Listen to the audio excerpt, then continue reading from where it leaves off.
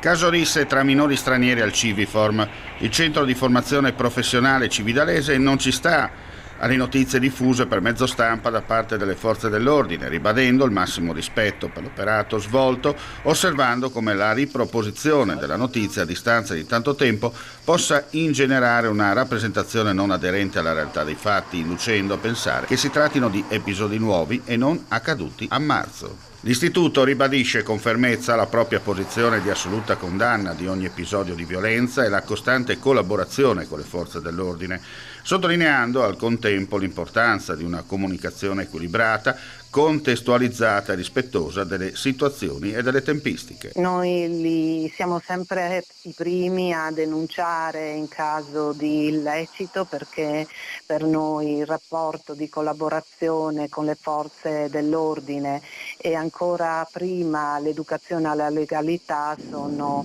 una priorità della nostra attività a favore dei minori che accogliamo. La mission è chiara: formare e plasmare adulti educando i giovani al rispetto delle regole in primis, operatori e lavoratori, una volta ottenuta la qualifica professionale. Sono sempre attivi progetti volti a sensibilizzare i ragazzi al rispetto delle regole, della comunità che li accoglie, della comunità più ampia